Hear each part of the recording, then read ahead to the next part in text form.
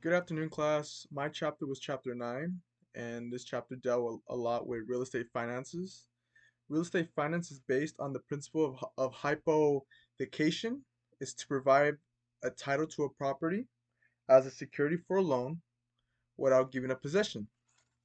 And this chapter includes the many examples of mortgages. It's good to be familiar with these different types of, trust deeds and mortgages, as a real estate agent to be familiarized with them.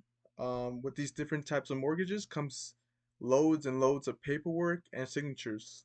If you plan on buying a house or refinancing a house, you should be prepared to be dealing with a lot of paperwork. The different types of promissory notes that I did take away from this chapter were straight, partially amortized, and fully amortized. The first key concept that I took away from this chapter was interest rates. What are interest rates? To find interest, and what does that mean?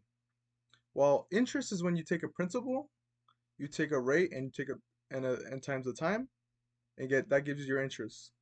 Real estate loans involve simple interest, which is good to know. There are fixed interest rates, there are amortization payments, and adjustable rate mortgages. uh, an interest rate is a charge for borrowing that money. Think of it as like a rental charge for the use of that money.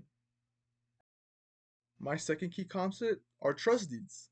Trust deeds are preferred over mortgages in California. So if you plan on being a agent in California, just be prepared that California handles them a little differently. A lender has fewer restrictions using this financing device. There are three parties in regards to a trust deed.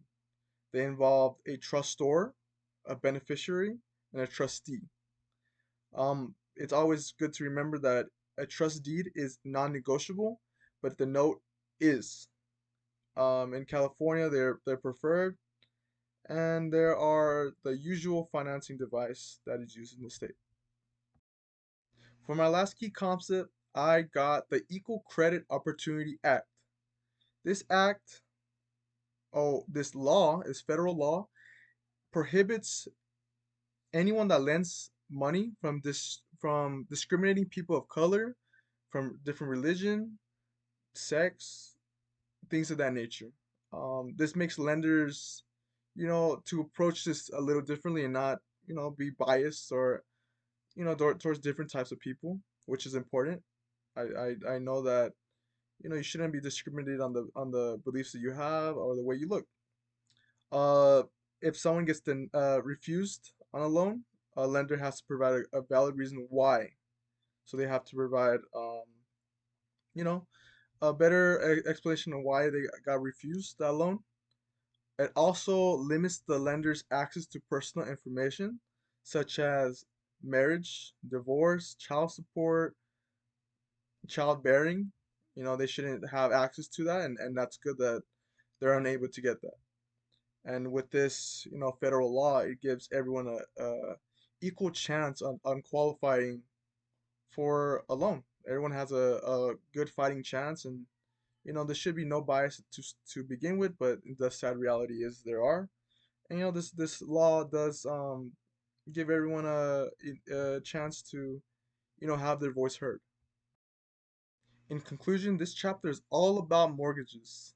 Um, the different types of mortgages, what comes with a mortgage, why California deals with trust deeds than a mortgage, why is that a preferred way.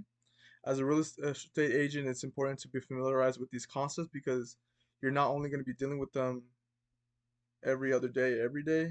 It's better to have a better understanding in the real world.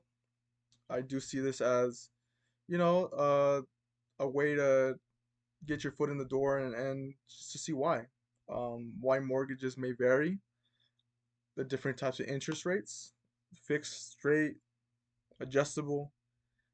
And I do appreciate you guys watching my video on the review of chapter 9. Thank you so much.